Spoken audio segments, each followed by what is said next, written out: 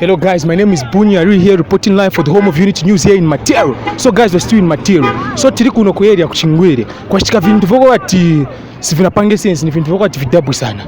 Tapeza kamwana. In fact, kangono kamwana. Maizi bayasoka. Iliyoko bache banashite chief jakati hache. Maona ka. So this is an emergency. So like safuna funza ko mashana residents wakuno but use pali issue.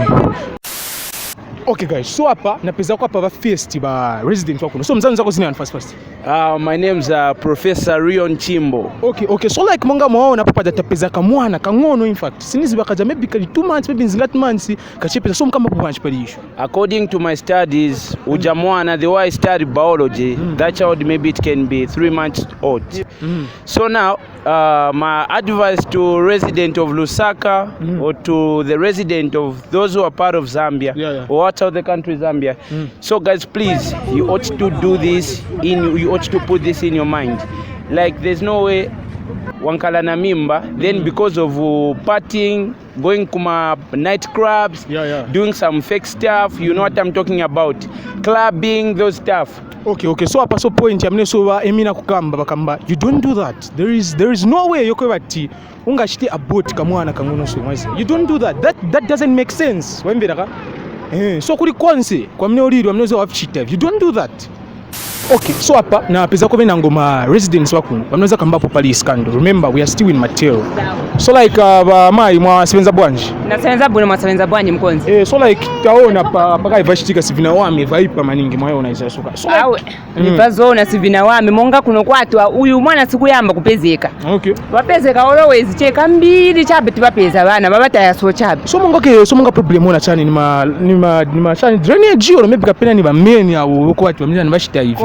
Niona kuti ni wamene se bantu bazimayi ndiye titaya bana so noti ati kapena ntiachoka huko na manzi palibe manda pafupi hapa palibe olwanda naonapo manda palibe so ija drainage ni kuchape manzi chabe yapita chabe papita 1 week manje penze winango mwana pepa aja pa same place bepa so taunoti chenda chipitira ko pitira so chipitira bationereko ka ni bahakainde baoneko okay sko baonese ko ukuru bama isko mutamimbira nmu pamne mwakamba so like mwambira inje so advice amne so dzapasa kuli bonse mata youths, you don't do that. There is no way ungashita boat kamwana kangono kachi, you don't do that. So okay guys, so hapa napeza ko benangoma resident so bagaya mwashita bwanji muri chena pa ize cheka so like mwe ona scandal yashika hapa in problem isivina wame so munga face bakamba po bwanji pa scandal hapa guys pamene tunachita hapa osadia cup cause we bakamba chanso kapena mu comfortable kama mshibemba mgakambe sinzio okay so guys if you umwane twasanga paso twile twa police twaita ba police basapanga kula basafimona takuri kunyanta popada in fact femisepera ntwanyanta popada fyali ba shupa sana. Okay, sko mo brosman. So nzafuna numbira kuna kuli mubakamba mkamba po branch padi. Monga i bad this issue hii. Yachitika hapa. Maybe wa masika na mimi anga na vumo. Funa cha aoneche December pa fupi. Afuna cha celebrate Christmas. Abutosa mwana. Abantu apanishi wa kusogoro kuma dezo.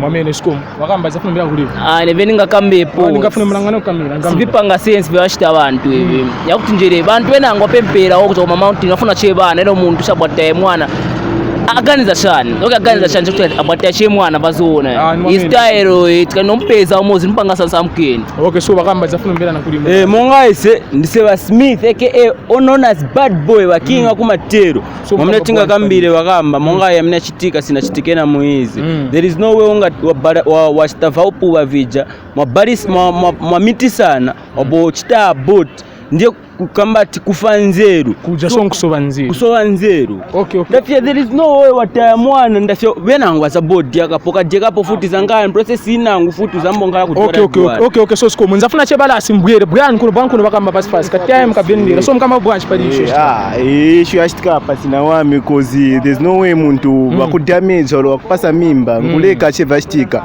mono ngama future president mwamene makamba nambira nmuni chichita cheka kataya mwezi tambira nmuni mudzafuna kuli venango monga kwatifa wakamba chatibaba vanhu mamene ife chatibaba wakamba ndafya ibiza petiona that's rubbish vanhu wakamba mamene ni rubbish kuipa okay that's waste of okay so guys so ine chevenza afuna kambako kuliva matiero na venango antu akuma surrounding areas kwinango please don't do that olevin mwana vitosunga you don't do that please tapapata please that's murder so thank you for watching the Home of Unity News.